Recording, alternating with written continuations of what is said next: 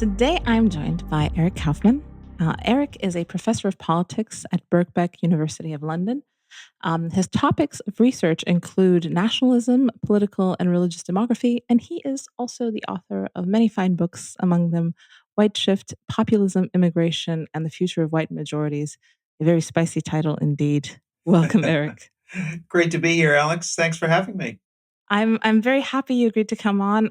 We've met personally. You're one of the few people that I've met personally on this podcast at NatCon, a very controversial meeting of very strange figures. Um, American-inspired fascism, I hear, with a Zionist, also anti-Semitic bent. Very, very strange. But I was glad to be invited. This was actually my third NatCon, and that's it says probably something about me and my character and my affiliation with all these terrible things. But maybe we could start a little bit with that. I mean, what has the impact been? Maybe the reception of your speech and maybe what you've heard about kind of the wider space, and you are in London, so obviously this is kind of much more close to home to you, and you've probably read the press a bit more attentively than I have here. But yeah, it's been very interesting, for me a very UK flavored event. It's very different from the American NatCon, but definitely a very the press had a field day with it. That's what I can say. Yeah, I mean, thanks, Alex, and it was great to meet you as well in person. And I really loved your talk as well. What is NatCon? I mean, I'd never been to the American one, even though I know a number of the speakers and I've watched some of the talks. This was really important, I think, and I think we were just talking before we came on. National conservatism was trending on Twitter here in Britain when the conference began. And there have been just a torrent of articles in the press, a lot of them from the progressive side, especially, but also from the liberal conservative side, being very critical. But yet, I think the London Review of Books had a typical hatchet job article, but towards the end, the writer, who I've tangled with on several occasions, he sort of tried to jump in on a Twitter mob that was trying to cancel me some years back, but mentioned that he'd been in discussion with a liberal conservative MP who was someone in the Tory party who was saying, before the event that this was going to be a nothing burger. After the event, said the tectonic plates have shifted. This is really the direction the parties appears to be moving in. So I think it's just in a UK context, it has had a massive effect. As you saw at the conference, it was a combination of, more pointy-headed intellectuals like you and I, but also quite a few conservative MPs and people who are movers and shakers, like Suella Braverman, for example, who kind of used the conference as a way to, I think, sort of set out their stall. And I think the combination of this gave it quite a distinctive flavor. And this is happening at a time when the Conservative Party is adrift.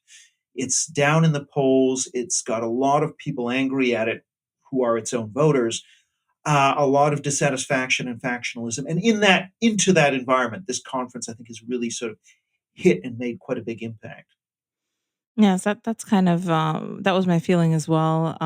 It is very different from the U.S. version, just because I feel like politics in the U.S. I didn't even realize how different it was until I went to NatCon UK.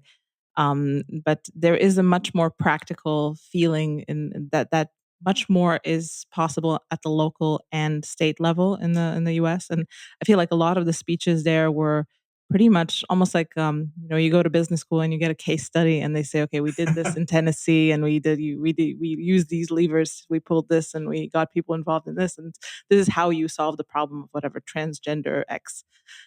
This is, the one in the UK was very much maybe a little bit more intellectual, more high level, maybe a bit more airy fairy. It seemed like the UK, even someone like Suella Braverman, who's essentially in power and has, essentially the machinations of power apparently at her disposal, was fairly top level about what her intentions were. So maybe you're right. It was more of kind of declaring allegiance to a new type of movement rather than saying exactly, okay, this is my 10-point plan and this is where we're going. Because I don't know, it feels to me like these short speeches that people give there are a bit more about in-group signaling and kind of setting out a certain tone rather than a clear direction of what's going to happen.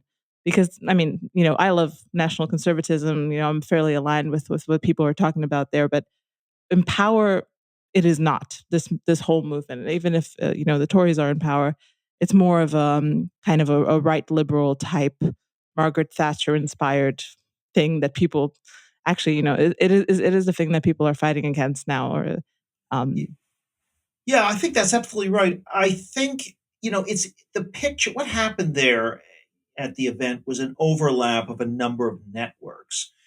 I mean, you had, a number of intellectual networks around London, people who write for publications like Unheard or Spiked or The Telegraph, and you have those people there. Then you had think tank people there. You had special advisors who tend to be a bit more edgy than their politicians they're advising. And then you have the politicians, and of course, the Tory party has factions. One is the common sense group with John Hayes, who was a speaker. You have Suella's faction, which is, say, more skeptical on immigration than other factions. So I would say it was certainly not all factions of the Tory party represented. It was those groups that are at least somewhat critical of the direction perhaps the party has gone in. So yeah, I think that is really the sort of was the kind of gathering point. So it was the overlapping of these different networks. Now you're right that there's a lot of referencing of Burke and of some of these high level political theorists who you're right. I think their practical applicability is limited.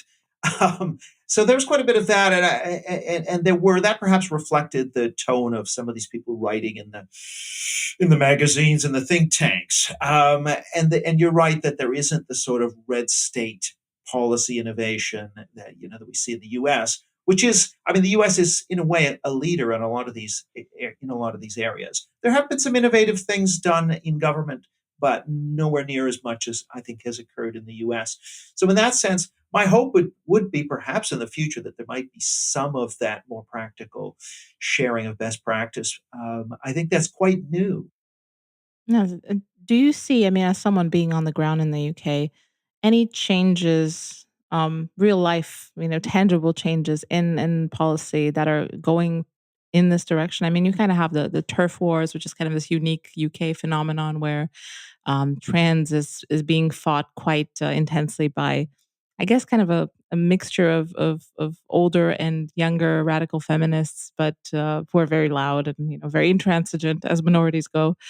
But it doesn't seem like the UK is leading the charge on much else. I think that's correct.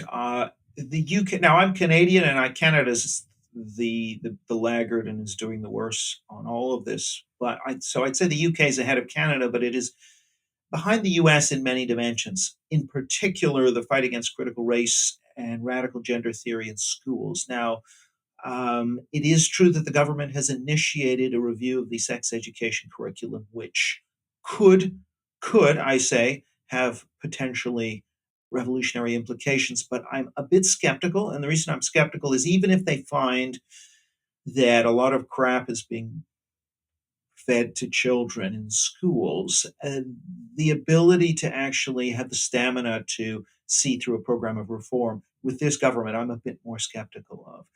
Now, they have done a few things. The Academic Freedom Bill, which I was involved in, has passed, and that is already making a difference. So, Oxford University, some students are trying to cancel Kathleen Stock. The university has had to say no because of the law. So there are some real things happening. And of course, the government did eventually get around to a retain and explain policy protecting statues after the sort of George Floyd hysteria was kicked up. So they did do a few things, but a lot of the things they did were sort of half-hearted and not. They really still are of the mindset that culture wars are a bit unseemly, and we're a bit too establishment to get our hands dirty with that kind of stuff. I think that is still the dominant attitude amongst the business liberal MP majority in the Conservative Party. There is no figure like a Ron DeSantis or even a Glenn Youngkin that is going all in on this and making political capital out of it, which they could easily do if they were determined. So no, I would say in that sense the UK not is behind the US. The only area, as you say, is with the report into the Tavistock Clinic and the attempts to sort of battle with the Scots over gender recognition and to roll that back. I think that the U.S., certainly with what I hear out of Biden, certainly seems to be more in the gender affirmation camp still. Um, so in that respect, I think the UK has erected a bulwark. Whether that will, the Labour the leader of Labour, Keir Starmer, who's likely to be the next prime minister, has not affirmed the sort of has not gone with a gender affirmation position. Seems to be willing to stick with the current dispensation, which is to say no to transitioning before age 18 and protecting women's spaces to a great extent. Whether that will continue, I don't know, but it's not on a super firm footing, I would say. It does seem to me like there's a more clear polarization in the U.S., or at least a clearer separation between red states, blue states, what these memeplexes both mean, and it does feel to me like a lot of you know. I mean, the gender stuff on its face is absolutely insane. It's mutilating. There's not really. It's irredeemable for anyone who's not too worried of distancing themselves from kind of a tribal opponent. And I feel like that might be a factor in the US in a way that it maybe not, because you have class divide in the UK, which I think go deeper and have a different type of history, but I don't think you have the same um, kind of the same contrast between coastal elites and or people associated with and their client classes and kind of the flyover country center of the country red state type. Um, Well, I'm not sure about that. I do think the same divides are there, particularly between the uh, progressive activists. In the U.S., the More in Common survey finds about 8% fall into that. You could expand that number a little bit. There's a similar group in Britain, and Matthew Goodwin's book, recent book on value, I think it's Values, Voice, and Virtue, talks about this liberal elite in Britain, as in the U.S., exists. And the Brexit vote was a major split in the population, which I think it remains electorally salient. Now, there is perhaps a larger group of people who change parties. Clearly, we're seeing that in the current election, likely in the next election. So it's not as polarized, but I think it is also significantly more polarized than it might have been, particularly along the kind of new politics realignment axis of culture, the open closed, to put it very crudely, the open closed culture dimension, which is different, cuts through the old economic left right dimension. So that realignment has occurred in Britain as it has in the US. It's not as polarized, but I do think that these culture war issues, if you look at the press, they're receiving as much attention in Britain. I just think that they haven't percolated as much to the voters. So if you look at American voters, culture wars issues for Republican voters are above the median in terms of priorities, whereas for British conservative voters, they're still quite low ranked.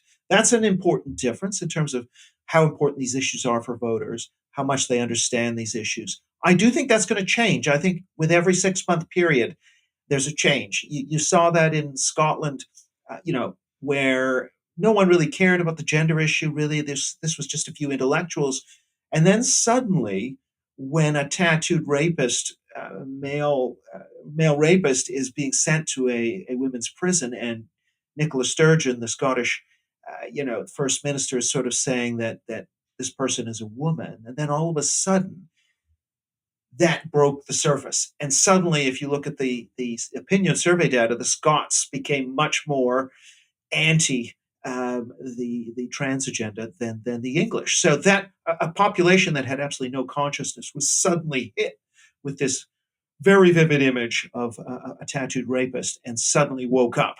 And I think that process of waking up, this issue is only going to gain more profile, I would argue, in the years ahead.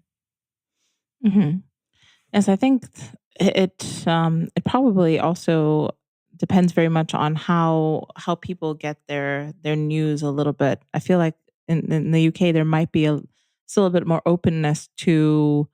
I mean, media is partisan everywhere, but I feel like there's kind of maybe more middle ground media, or maybe more tabloids that are right wing, or might highlight examples such as the rapist case, and move that into more of a kind of a general consciousness, because it feels to me like in the US there are very clear divides between what people consume, and very little overlap of the examples, because there's always some tear jerker on every side that has this kind of emotional pull, and makes whatever anecdotal situation into the new you know, moral thing that everyone's gravitating toward. I mean, you could remember everything from George Floyd, obviously, was probably the most important one, but everything from people collapsing in Wuhan, and there's just so much visual anecdata that essentially seems to be shifting politics in a crazy way. And I wonder if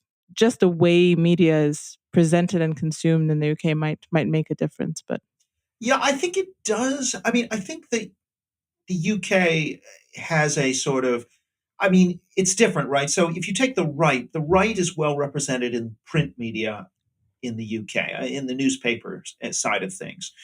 It is not well represented in electronic media. In the US, I think it's a little bit different, where you've got Fox. Now, granted, Fox is only one channel, but it has a big audience. for now. Um, and on the other hand, on the newspaper front, it's almost all left in the U.S. I mean, there are a few publications. I mean, the Wall Street Journal is kind of a business liberal paper. I mean, it does take some stances against cancel culture, but it's not really conservative in the same way Fox is. So you have this inversion where kind of the electronic media is more balanced in the U.S. than in Britain, but the print media is more balanced here.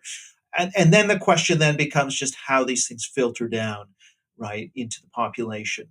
I think there's, in political science, I think there needs to be more respect for the argument that things take a while to percolate.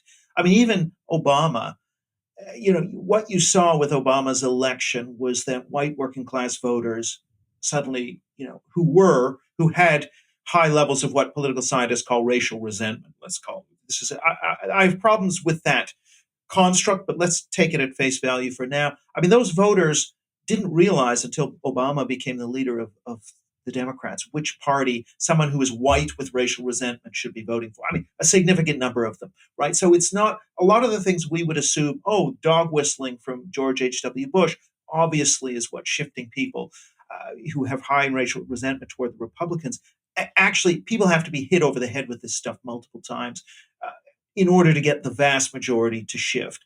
And so I think something like culture wars, it's going to have to take multiple, examples like the Isla Bryson case in Scotland, where for them to get what's going on, in order to shift column, in order for this to become a vote decider. Now, of course, politicians like Ron DeSantis or Glenn Youngkin can, if they campaign on that and they push it into the press, they can raise the profile of these issues. But if it's just happening in the media, particularly the print media, as in Britain, then the profile of these issues can remain lower for a longer period of time.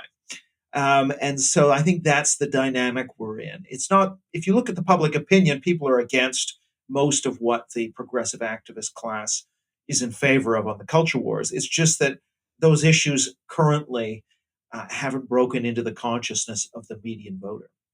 Mm. Yes, it does seem to me like the fact that we have kind of mass democracy, and also extremely efficient, high speed mass media through multiple channels kind of almost makes culture wars, or something like a culture war, inevitable, because this seems to be, this is how people get informed. This is how democracy happens.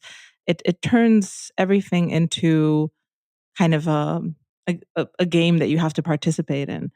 And I feel like the level that we've reached with this, I mean, this essentially is the same flavor of a thing that happened when you just had newspapers. But the fact that the internet is extremely efficient at generating warping, expanding, contrasting these narratives at high speed, I feel like really has made a huge change in how democracy is supposed to happen. I mean, it seems like democracy is just this, you know, countrywide, worldwide multiplayer game where the idea is that, there is a team, your team, and this team dynamic really, I don't know, it really kind of accelerates differences and kind of pushes people to more extreme positions than they would otherwise have, just to kind of distance themselves from the other side.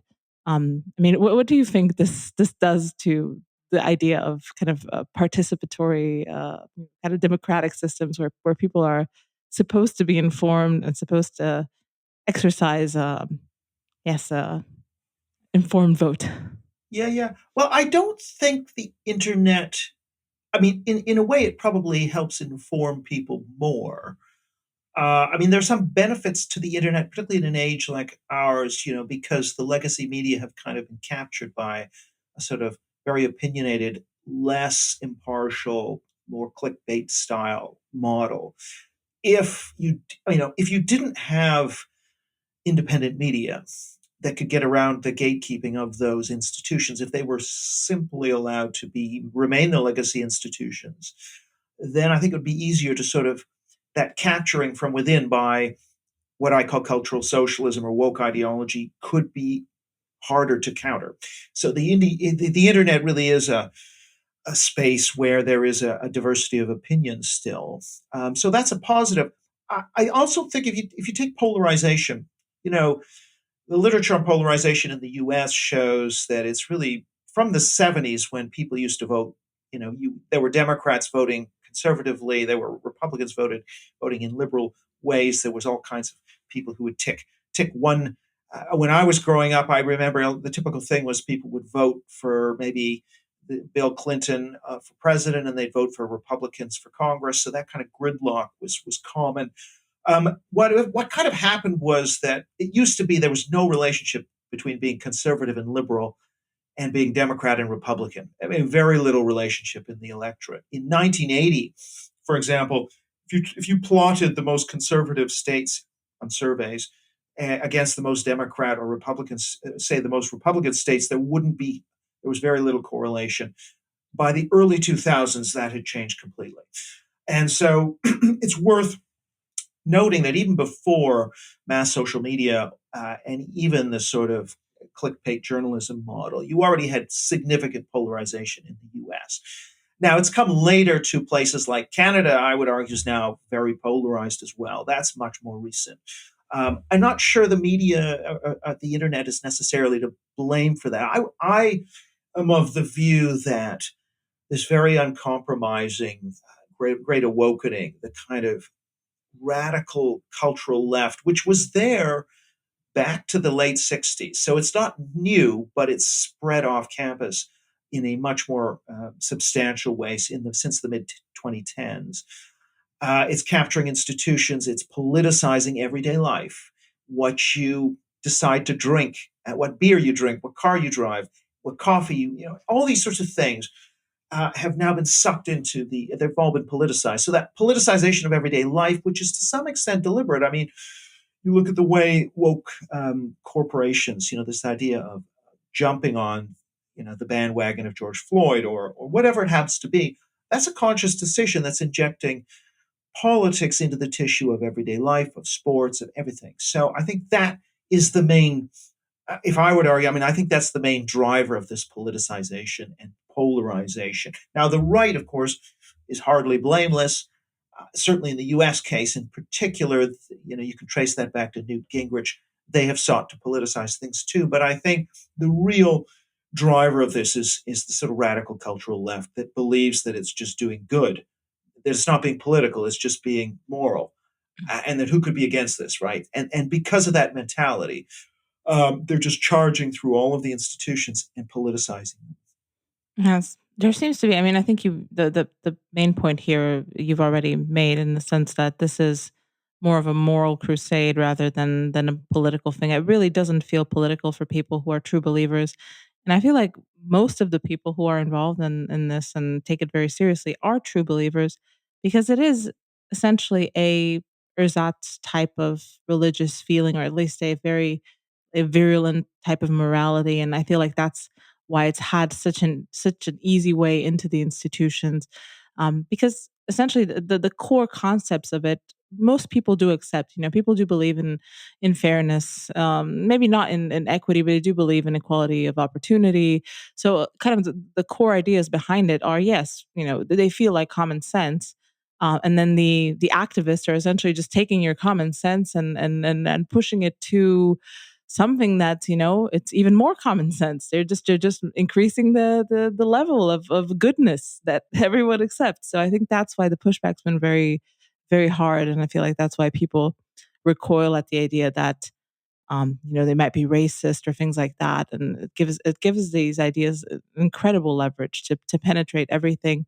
Yeah, because people don't want to be living in the specter of World War II or other extremely potent ideas and myths of the 20th century. That, yeah, it feels like something you'd want to avoid in any case. And yeah, it just opened up the floodgates for something like this to come in and replace you know morality in a world that was increasingly secular. I mean, you've studied this. Obviously, this is one of your main areas of study. I wonder, will the religious inherit the earth? Because we've been hearing this, that religion's on the way out, everything's secularizing. I guess that's one thing. Yes, it might be, but the competition here is that obviously religious people do like to procreate much more than everyone else. So I wonder, will these two trends cancel each other out? Will one overtake the other? How is it going to play out? Well, yeah, you're referring to my 2010 book. It seems a long time ago now, on Shall the Religious Inherit the Earth, which is, yeah, the argument there is really that, in Western countries, and even now beyond, perhaps including Latin America, maybe even parts of North Africa, we are seeing religious decline, secularization, and that's very much the case. However, the world's population is getting more religious because most of the births are in religious parts of the world. Also, religious people tend to have more children than those without religion. It's about even if you take, say, a white French woman who says they have no religion and a white French woman who attends church on a regular basis, it's like a half child, quarter to a half child. I think it's around a half child. And that's across most developed societies. Regular attenders are around replacement level, whereas those who are, let's say, non-religious, it's can be as low as one child per couple. Now that's without even talking about the very high fertility groups like the Amish, the ultra Orthodox, even the Orthodox Calvinists in the Netherlands. These groups all have many multiples the birth rate of the average. And so, if you kind of, the way it works with demographic projections, migration and switching behavior is what drives most of the model in the short run, and fertility differences drive the model in the long run. So, in the long run, I think it's the fertility advantage of the religious which will prove to be determining. In the short run, it's switching behavior which is more important. Now, I should also say migration is, of course, an important short run factor.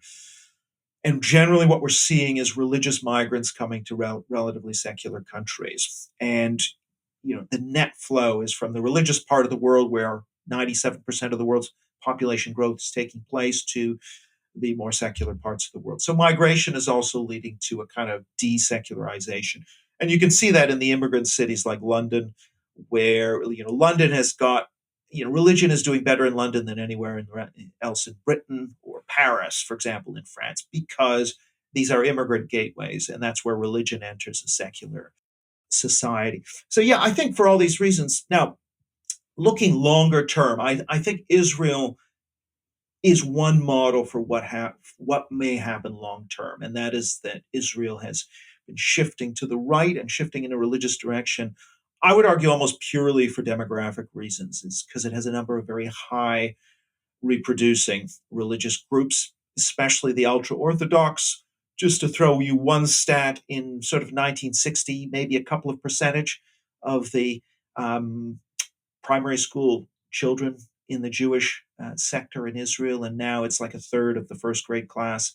So the speed, well, it's just steady, right? You have more children, meaning more mothers, meaning more children, and it just works in that logarithmic way. So, and there are people who've made that argument about the rise of Christianity as a birth rate advantage kept for, I think Rod Stark made this argument in his Rise of Christianity. So maintained for several centuries produces enormous change. And so if I had to predict, that's probably where I think we're going in terms of religion. We'll get secular, for become less religious for a few decades perhaps, and then after 2050 it'll probably start turning around in many Western countries. And then longer term, it'll probably become more religious again. And I think this kind of plays well with another one of your theses. I'm just gonna quote this is from a summary, so not from the book, but the fall of Anglo-America is a consequence of the characteristics that have come to define this group, namely expressive individualism and egalitarianism, which are antithetical to maintaining dominance. I've noted here that liberalism, as their political theology, seems to fare the same, and it feels to me like kind of secularism plays into this as well because it is a flavor of the individualism and egalitarianism in the sense that religion is exclusive in itself. It's like it says we are the tribe of Moses, we are the tribe of X or Y. We have these very specific rules. You can't join, or if you join, you have to abide by this. And it feels like all of this whole memeplex is defenseless. That's the problem with it. Yeah, I think it depends a lot on what the environment is like, right? So, for example, in an authoritarian environment, if you are a fast reproducing, very traditional religious group like the ultra Orthodox Jews, that's actually not an evolutionary strategy that works very well. And so they were disproportionately targeted by the Nazis in the sense they just weren't able to pass, they weren't able to leave, they suffered disproportionately. But in a sort of multicultural liberal democracy, that kind of a group thrives because that kind of a liberal democracy that's tolerant will allow such a group to quickly grow. And in fact, it's ideally suited because it keeps the modern world out and focuses on growing its own. Now, you mentioned sort of secularism. Now, I think secularism isn't exactly the same thing as liberalism and egalitarianism. So you could be secular nationalist, as we saw. Let's say, secular nationalism is really going back to the 19th century into the early 20th, the dominant mode. And even if you look at authoritarian regimes like China, they are secular in many ways. Um, so now, one of the questions is whether secular nationalism is an alternative to religion, in terms of can a secular nationalist society, which is not very liberal, get its birth rate to a replacement level? This is one of the question marks. Maybe Eastern Europe, Central Eastern Europe, might be a test bed for that philosophy. And the jury is out on that. I'm not sure what the answer is. I mean, whether secular nationalism may be the challenger to the kind of religious society that we're seeing emerging in a place like Israel, for example. That's an interesting thought. Now, on the other hand, we do see in the US, for example, a connection between secularism and holding liberal and egalitarian views. And you see that to some extent in Britain as well. Although, again, if you take voting for the populist right, that is strongest amongst people who are not regular religious attenders, but who identify as Christian. So they identify as Christian, but they're not averse to being interested in the pagan origins of their country's national identity, and they're also not regular attenders. So it can be a little bit complicated. I don't think we can just lump in religion and nationalism. They can sometimes conflict, they can sometimes work together. And likewise with secularism and liberalism, these things sometimes are together, but they're sometimes opposed, and they're not the same thing. Yes, no, I agree. I think the Venn diagrams that overlap with nationalism and with religion would be kind of the orientation toward kind of a transcendent ideal, externally, which you don't necessarily have with liberalism. In liberalism, the idea is that okay, you have the marketplace of ideas. You potentially believe in progress, that things will get incrementally better once we hash out disagreements about this.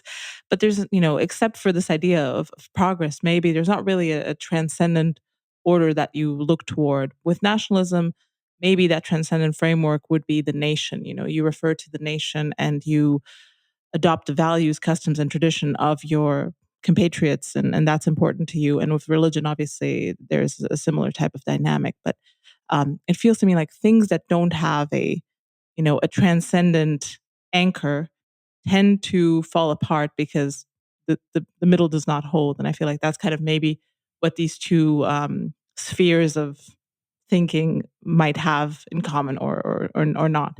Yeah, absolutely right. And so nationalism and ethnicity as well, which is this idea of being ancestral, related to us, descended from a certain group of people.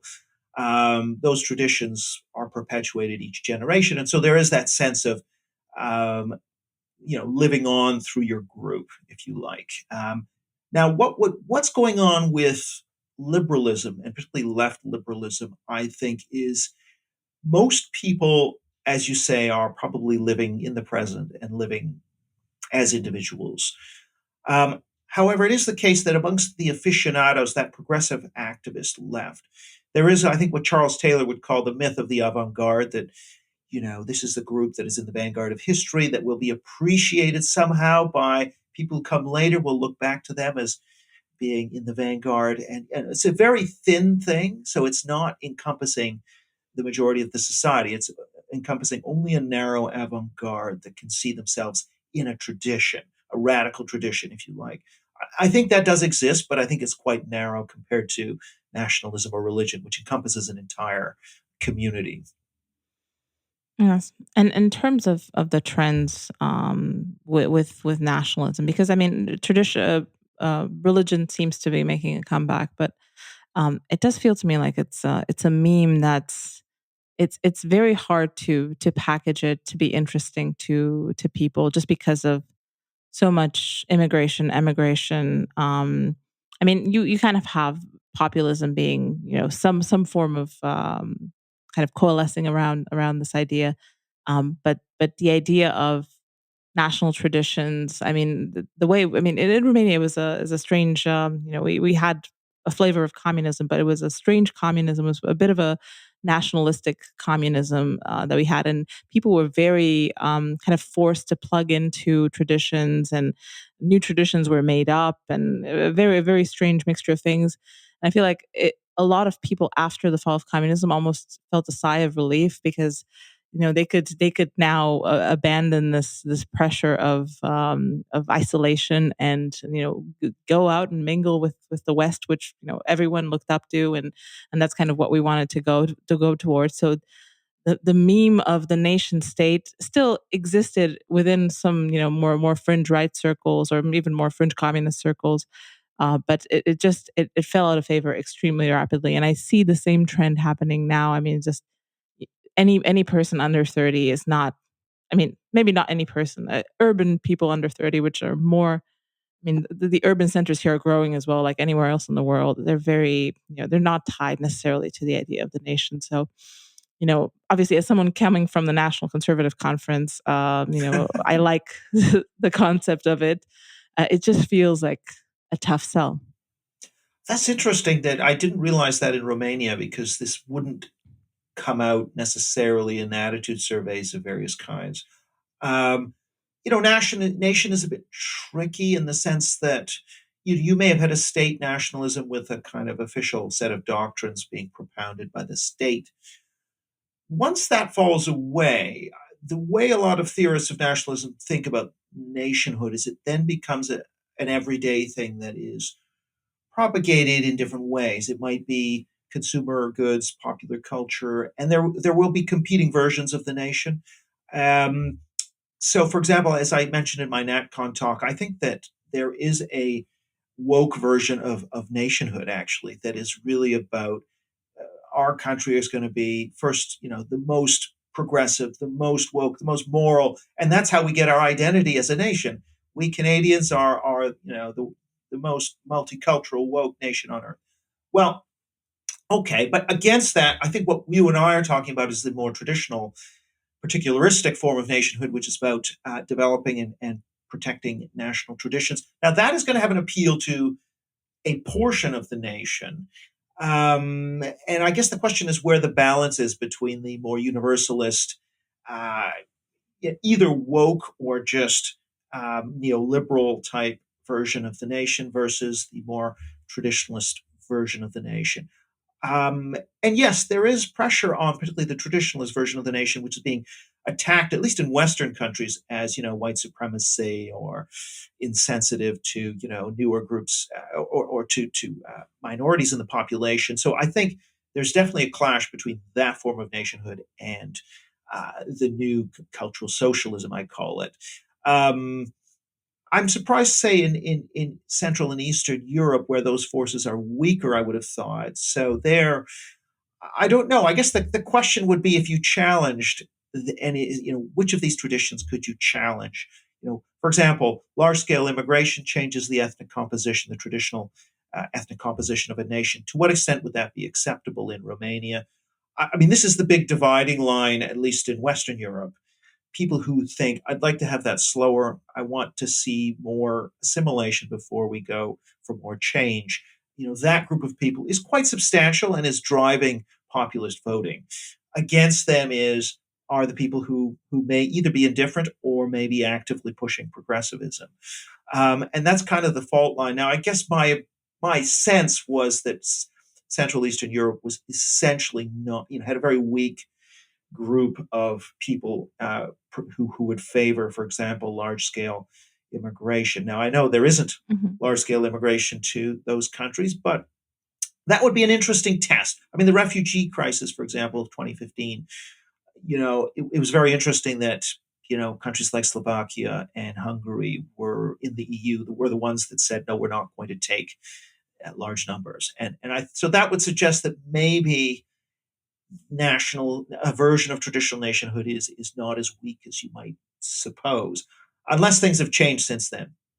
Yes, I think there's quite a bit of like surprising heterogeneity in the region as well. I feel like maybe Romania is a bit of an outlier. I think Hungary is definitely an outlier in the other direction. Romania, at least this is my feeling. We essentially became a province of the EU the second they accepted us under terrible conditions, actually, because they shouldn't have, according to their own standards. We weren't really qualified to join, but we accepted some very serious conditions. And essentially, what happened to Romania is that we lost top decile and bottom decile. We essentially all the people at the top, most of the competent people. A few are still working in multinationals and they're getting paid very well, but most of them have left the country and are doing something somewhere else, mostly in Western Europe.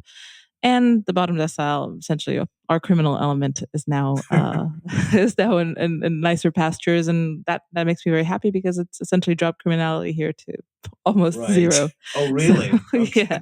it's been quite useful for us. But obviously, you have you have entire villages here that are just old people and just kind of a smattering of babies and toddlers and little children, which have been left behind by the parents who went to Western Europe, mostly to come back, but also to spend decades there, just sending back remittances and having the grandparents or an uncle or an aunt build a house and things like that. So yeah, it's been a strange thing demographically, especially for us, because it's in a way, things have changed for the better because the EU coming in as kind of this external arbiter and being the person with being the entity with the purse strings, having a lot of structural funds and us wanting to access them, it really put the hammer down in terms of corruption, which kind of made us have to align to an external standard. and external supervision. So it really gutted corruption in a big way, which obviously is a godsend.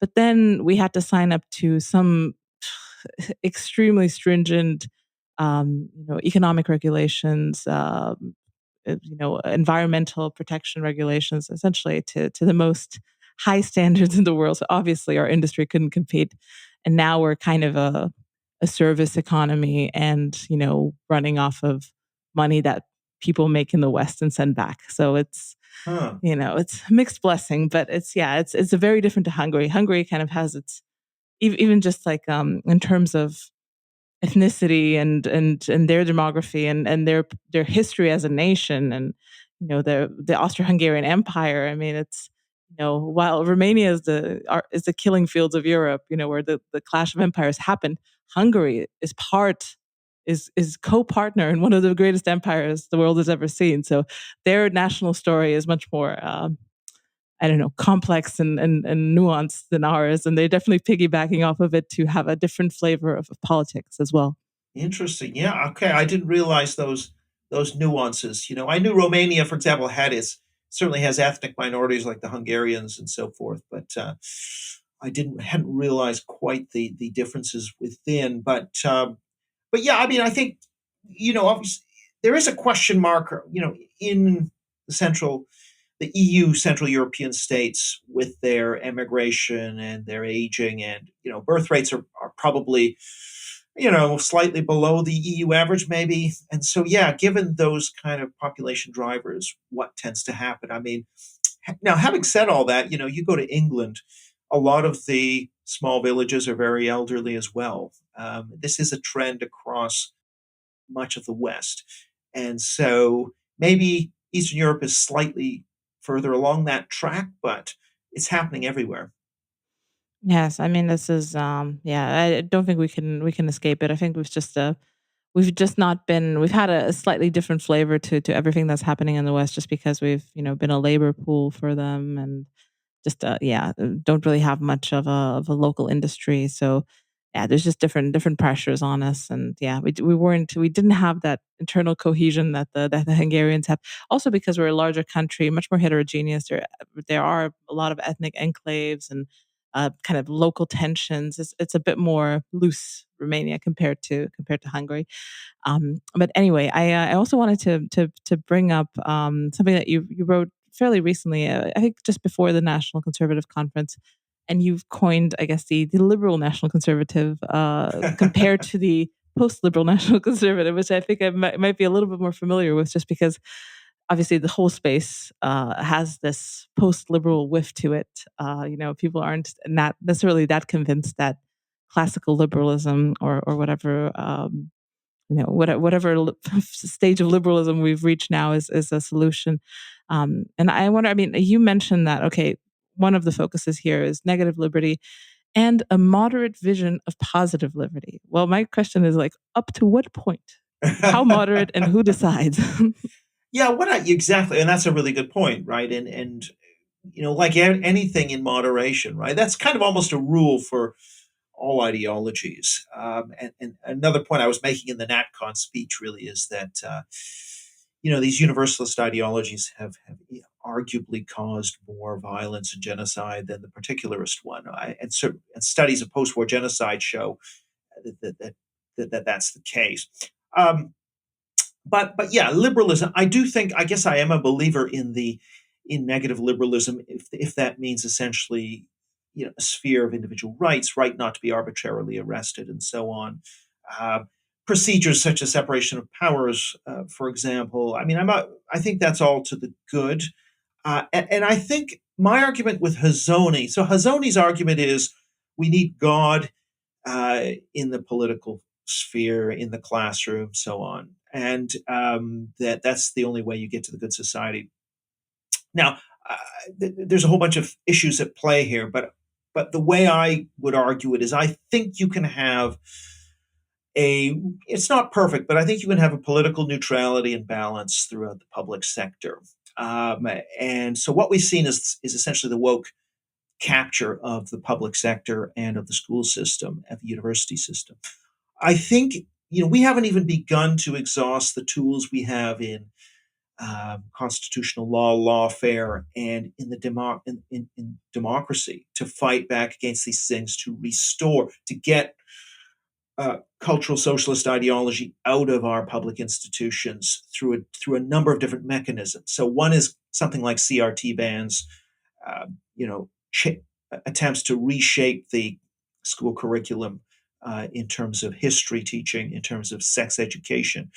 So all of that is happening, and we don't know where the end point of that is going to be. But that's all happening within a liberal architecture. So I'm kind of not I'm not a fan of junking that liberal architecture because I think it's kind of the least worst system. Some of the theocons, their arguments around this idea that liberalism led inevitably to the disaster that we're living in. I'm more skeptical of that. I think you can have, if you look at East Asia, these are liberal democracies. They've pursued a very different path. I think that's possible within the system. Now, that's negative liberty, procedural liberty. But what about the positive liberty?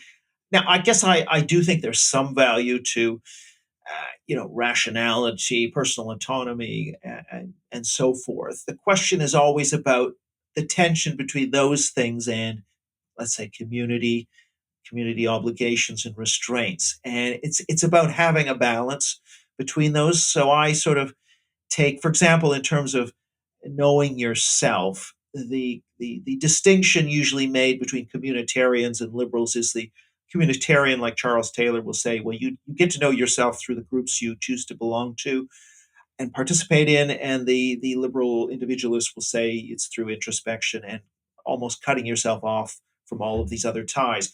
I actually think there's value in both of those things, but I think we should be aiming for a kind of synthesis and a moderation of both of these tendencies. So I'm more on that side of the ledger than going all in on, we all have to revert to communal tradition and be bound by that 100%.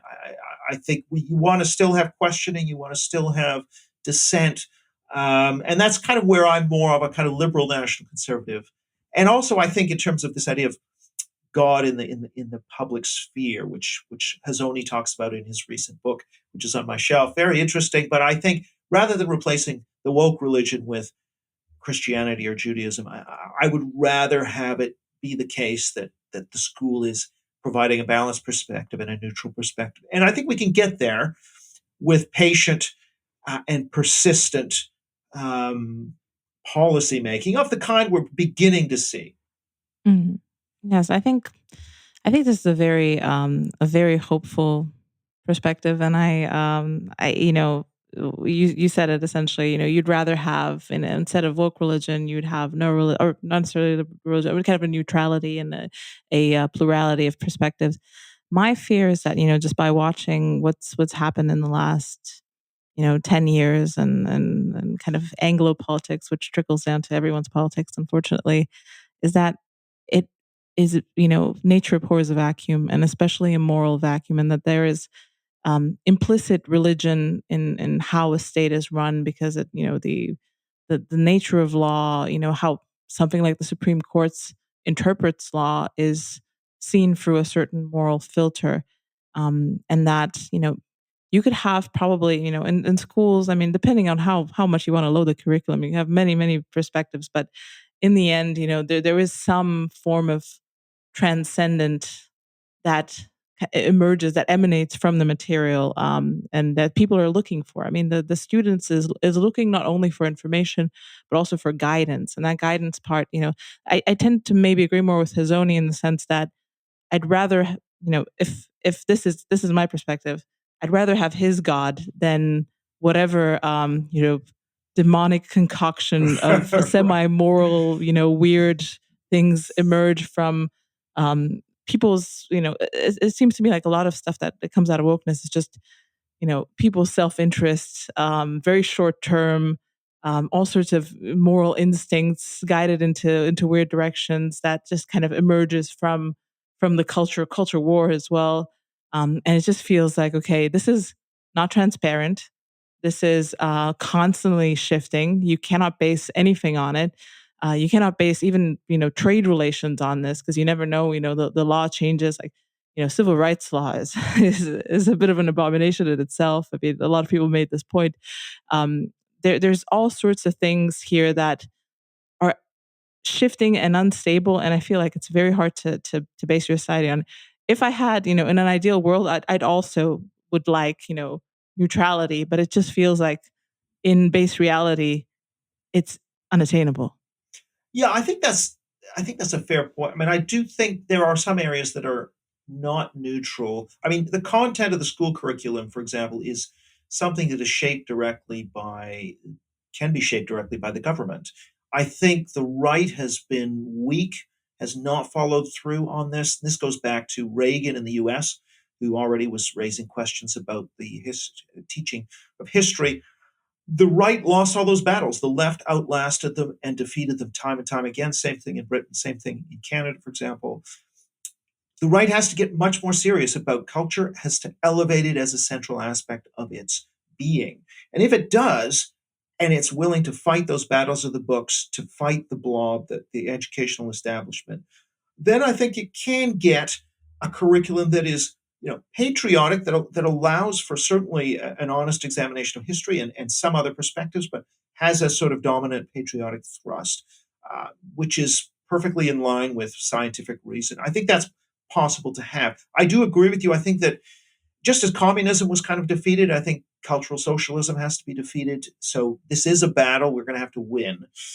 But I think that, we can win that battle, I guess, is what is my view, is that we can drive it out of the schools. Now, you'll still have, people teaching critical race theory in universities, but it'll be more fringe than it is now, not the dominant perspective.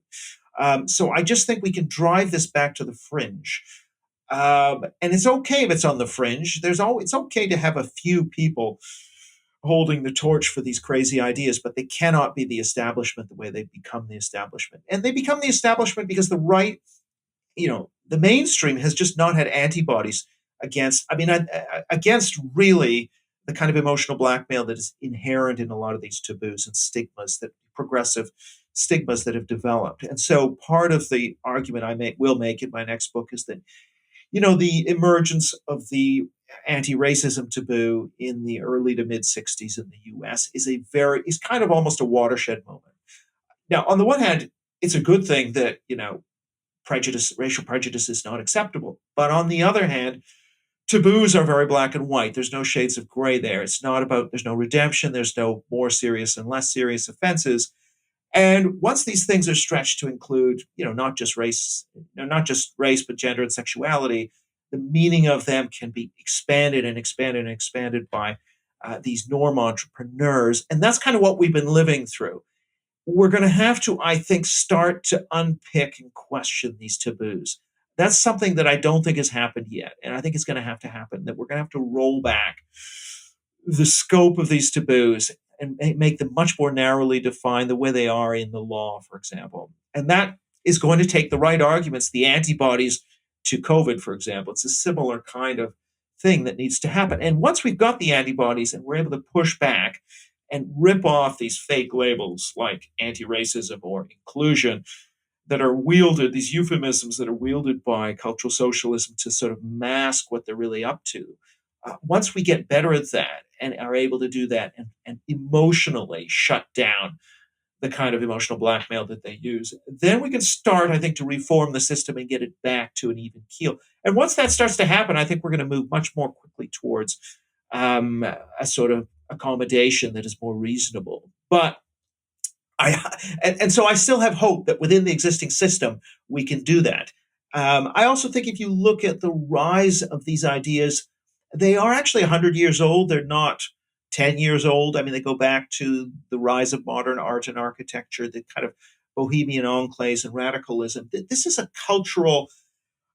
This is something cultural that I think is quite independent of the institutional and legal architecture we have. So I don't think it is traceable to that political and legal architecture, which is why I think we can keep the architecture, but we have to fight the culture and push it back to something more reasonable.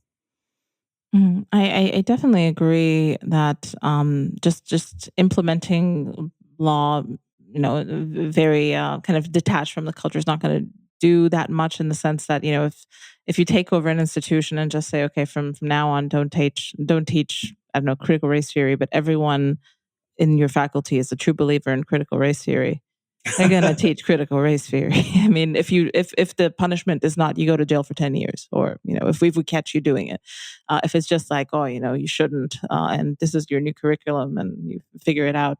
I mean, the level of draconian implementation of law and lawfare, if the essentially the cultural, the moral substructure of the culture that you're applying it to is not there, then it's not necessarily, maybe not useless.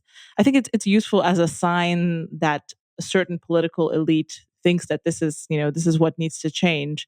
But yeah, I mean, the law is only as good as the enforcement mechanism, and also definitely only as good as how much people agree with its if it's with its rightness. And I feel like that's probably the main lever here. Like, people realizing en masse, mostly in the elite, but also in kind of the middle classes, that racism might be a sin, sure, but it is definitely not the cardinal one, and it is not useful for people to completely burn down their civilization on its pyre. I mean, this is the sacrifices made in the name of anti-racism are just immense, and I feel like this is kind of like a trance that people have entered, like you said, kind of in the 60s, that now I hope, through many examples and through a lot of conversation on the topic, more and more people will snap out of in different ways. I Yeah, mean, I mean, I think the metaphor I like to use is where you have a sport like football, and there's no rules, and people are taking liberties. Then you have a referee come in who starts calling penalties, but there's no limit on how many penalties. All the incentives are to call more and more penalties and people to take dives. That's the society we're in when it comes to identity politics. Now, what you have in sports is you have either penalties for taking dives, and certainly pressure on referees not to call so many penalties, and that's a sort of counter pressure that keeps the game flowing the way it should. You need the penalties, but you also need pressure not to call too many. Now, how do we get that counter pressure in our society on racism, sexism, homophobia, transphobia? I mean, that's really the difficulty, that we need to establish those guardrails. I do think I'm less pessimistic than you, in the sense that I think government regulation, where properly enforced, and you can have these enforcement mechanisms. The UK's Higher Education Freedom Bill, which I was involved in, has a academic freedom directorate, which, again, you have to appoint the right people, but proactively can go after universities, and so almost in real time, if they try and pull anything, can issue a fine. I do think in schools, if teachers are essentially indoctrinating, they should be fired. That should be in the press. I think these mechanisms do exert a very quick chilling effect. It's already happening in Florida with DeSantis's Stop Woke Act. But if you take a look at what's happened with Oxford University's attempt to some of those students trying to shut down Kathleen Stock's talk. I mean, there's already a chilling effect of this legislation on the cancel culture. So I do think it's working. I think who knows? In the long term, will it be enough? I don't know. I certainly think we can turn the screws on this stuff to a very high level and still remain within the law, within the liberal democratic framework. In fact, I think it's actually upholding the liberal democratic framework to crack down on private censorship.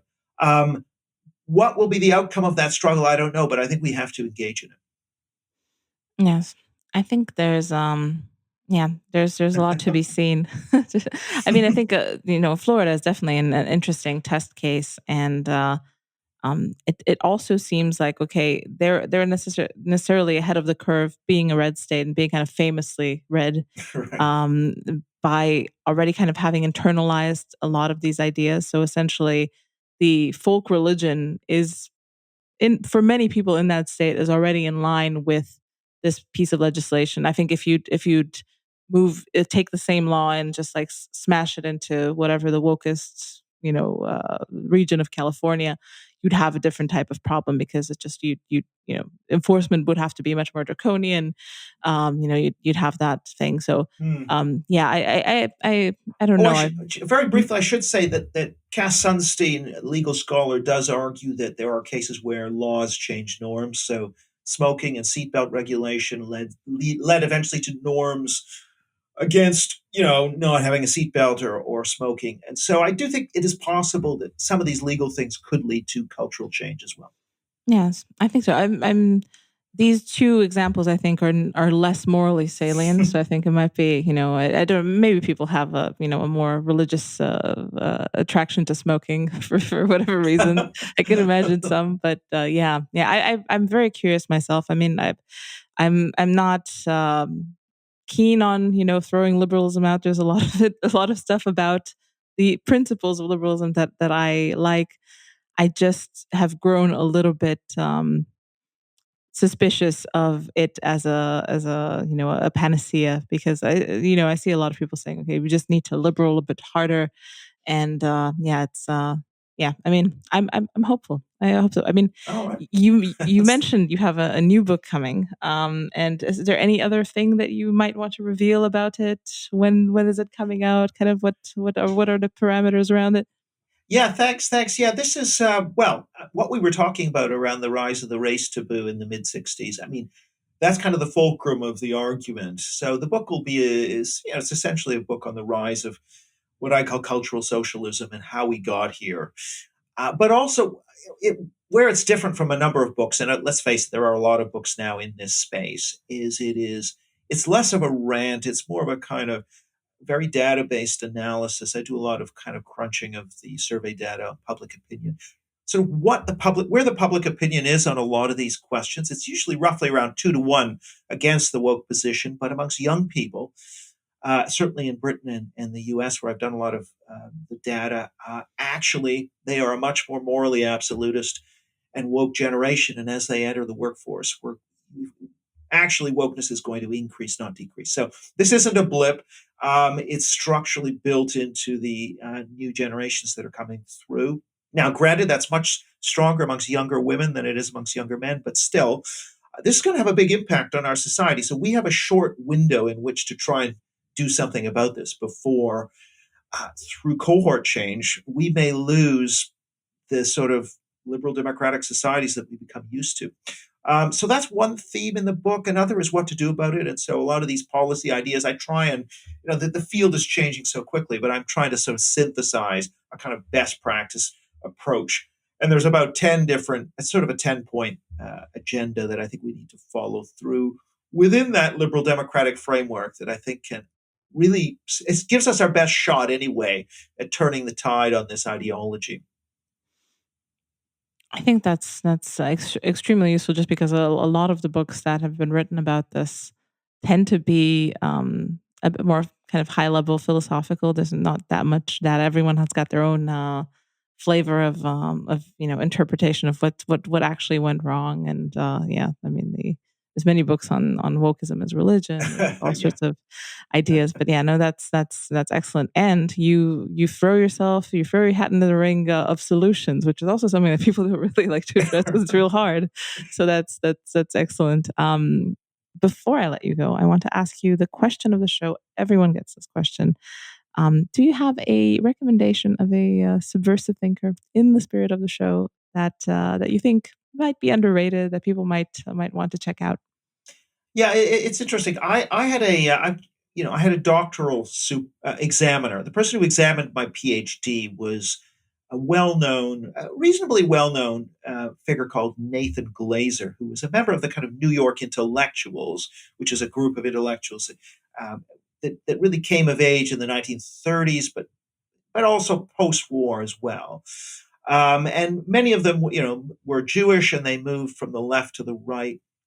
Glazer, in my view, is kind of one of the more interesting of this group. He wrote a book opposing affirmative action in the mid 1970s called Affirmative Discrimination. He was one of the earliest intellectuals to say that immigration it doesn't provide stability in America, and there has to be assimilation. And he was sort of critical of large-scale immigration as well, and also multiculturalism and political correctness. So I think he was kind of ahead of his time. He experienced the student revolts, and as early as 1969 was writing about how the so-called free speech movement in Berkeley had mutated into an anti-free speech movement.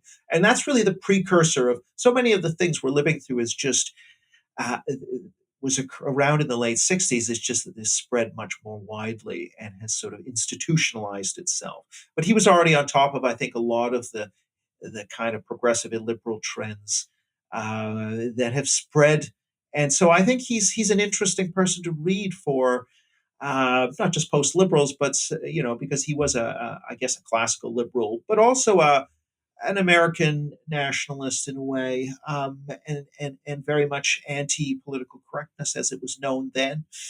And so, yeah, I would say Nathan Glazer would be somebody who I think should be revisited by people who are interested in this area. No, excellent. I mean, his name sounds familiar, but I don't think I've ever read anything by him. So that's a good, unique Oh, recommendation. I good. love those. And yes, I mean it's always easy to be pro free speech when you're out of power. That seems to be the default position. The second the tables turn, anti free speech is ideal. So Yeah, that's yeah, true. it feels like that's kind of the temperature shifted in the 60s and 70s, and then suddenly, yeah, it wasn't a good idea to allow free speech. But yeah. Well, I want to thank you so much for coming on. This has been really lovely, and it's been lovely meeting you in person as well, which, yeah, it's a rare That's been thing. great, Alex. Yeah. No, it's nice to be able to make that connection, right? And that's one thing that's fun about conferences. Yes, I mean, I've NatCon pretty much the conference for me. I don't really go out much, to be honest. Okay. Just Just I'm stay like in the woods in Romania then. I'm staying in the woods in Romania. I am now in the breeding phase of my life. My main priority is to maximize my fertility window, and yeah, and take care, obviously, of my family and current children. So yeah, but NatCon is awesome. I don't think I'll make it to the one in December. I'll have a very fresh new baby, Oh, and wow. just won't work Okay. for me. But yeah, I'll definitely come next year, and I'm very excited to see. Apparently, NatCon UK is definitely happening next year, and it's going to be bigger, better, louder, prouder, and much more annoying to the press, I'm sure. So yeah, I'm excited about that. But yes, I want to thank you, and I also want to point people to your many fine books, to the upcoming one, which is not yet out there. It doesn't have a title, I think, but people should keep their eyes on the space. And to Whiteshift. We didn't really go into Whiteshift, but it's yeah, it's a very worthy look into the future of white majorities, which is a phrase that I'm sure got you into a bit of trouble, because anyone looking at this has to be a suspect type of person. Great. But yes, thank you so much for coming on, and yes, I will see you around. Thanks, Alex. Thanks for having me.